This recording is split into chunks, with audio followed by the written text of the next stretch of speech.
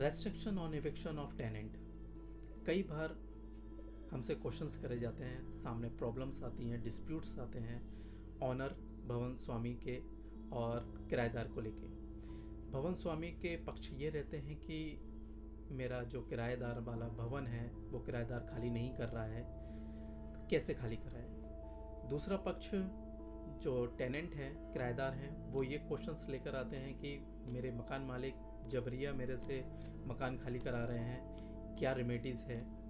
उनके लिए मैं बताना चाहूँगा, मध्य प्रदेश एकोमोडेशन एक्ट के तहत रेस्ट्रिक्शंस दिए गए हैं। ये रेस्ट्रिक्शंस ऑनर के ऊपर हैं, ना कि टेनेंट के ऊपर। भवन स्वामी और ये रेस्ट्रिक्शन के साथ साथ इनके लिए लिबर्टी भी है, ग्राउंड्स भी दिए हैं कि भवन स्वामी किन आधारों पर से अपना किराए वाला भवन एकोमोडेशन को टेनेंट से खाली कराया जा सकता है। फर्स्ट आता है not paid the arrear of rent. अगर एरियर ऑफ रेंट 2 महीने का बकाया है तो इसके आधार पर शूट फाइल किया सकता है इविक्शन का। पर जहाँ पर डिमांड ऑफ नोटिस नहीं है तो ये दावा चलने योग्य नहीं हो जाता। हाँ, पर यदि डिमांड ऑफ नोटिस भी किया है, दावा भी शूट फाइल किया है, दावे के दौरान during pendency of the suit अगर tenant arrear of rent paid कर देता है तब फिर आगे दावा चलने योग्य नहीं हो जाता। सेकेंडली इसमें हम समझेंगे कि जहाँ पर सेकेंड टाइम रिपीटेशन अगर 3 मंथ का किया गया तो 3 मंथ के बाद ये लिबर्टी टेनेंट को नहीं रह जाती। नेक्स्ट आता है सब टेनेंट।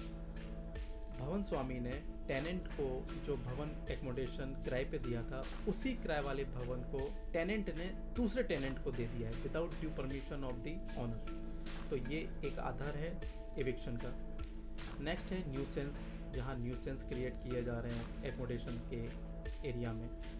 नेक्स्ट है नॉट यूजिंग द एकोमोडेशन। अगर 6 महीने से टेनेंट ने उस किराएदारी वाले पार्ट्स का भवन का इस्तेमाल ही नहीं किया तो ये एक आधार हो जाता है इविक्शन के लिए। नेक्स्ट है bonafide requirement of residential purpose and bonafide requirement of commercial purpose. इसको हम डीप में नहीं पढ़ेंगे, लेकिन जहाँ ऑनर ने बोनाफाइड रिक्वायरमेंट अपनी सिद्ध कर दी है।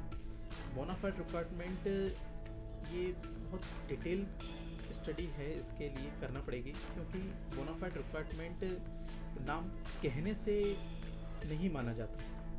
अगर बोनाफाइड रिक्वायरमेंट और रेजिडेंशियल है और रेजिडेंशियल के दौरान उतने ही मेंबर जब भवन किराए पे दिया था हैं तो ये रिक्वायरमेंट की आवश्यकता नहीं पड़ेगी। इसका मोस्ट एग्जांपल मैं देना चाहूँगा, जैसे कि किराएदार वाले भाग को किराए देते समय 4 मेंबर थे घर में।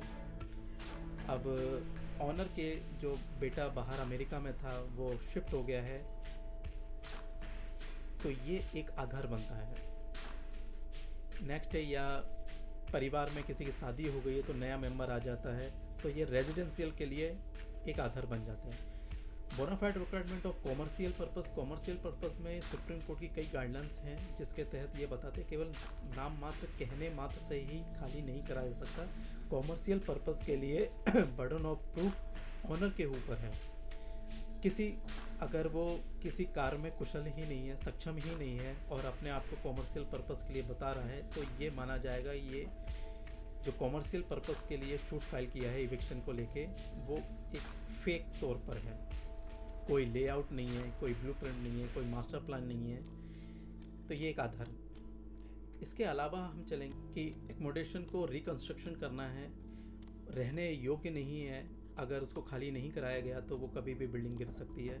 रिकंस्ट्रक्शंस में सुप्रीम कोर्ट की और हाई कोर्ट की कई सारी गाइडेंस है कि रिकंस्ट्रक्शन में अगर दोबारा वही टेनेंट आता है वापस, तब रिकंस्ट्रक्शन होने के बाद टेनेंट उसी को माना जाएगा, या ये डिपेंड करता है टेनेंट के ऊपर। अगर वो दोबारा रहना चाहता है तो ऑनर इस आधार पर मना नहीं कर सकता। नेक्स्ट है कि जिस पार्ट का कब्जा नहीं दिया है और टेनेंट ने उस भवन के पार्ट को कब्जा कर लिया है, तो ये एक आधार हो जाता है इविक्शन का। फॉर एग्जांपल कि किराएदार के रूप में, किराएदार वाले भाग के रूप में केवल एक रूम दिया था 10 बाई 3 का, उसके रूम से लगा हुआ एक ओपन एरिया है जिस पर टेनेंट ने कब्जा कर लिया है, तो ये ग्राउंड है। नेक्स्ट है कि इलीगल यूज के लिए अगर टेनेंट यूज कर रहा है वो एकोमोडेशन को, तो ये ग्राउंड बनता है एविक्शन के लिए।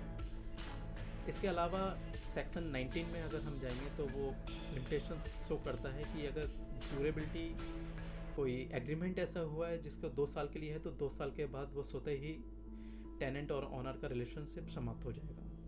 तो ये कुछ ग्राउंड्स हैं जो रेस्ट्रिक्शन इम्पोज करते हैं ऑनर के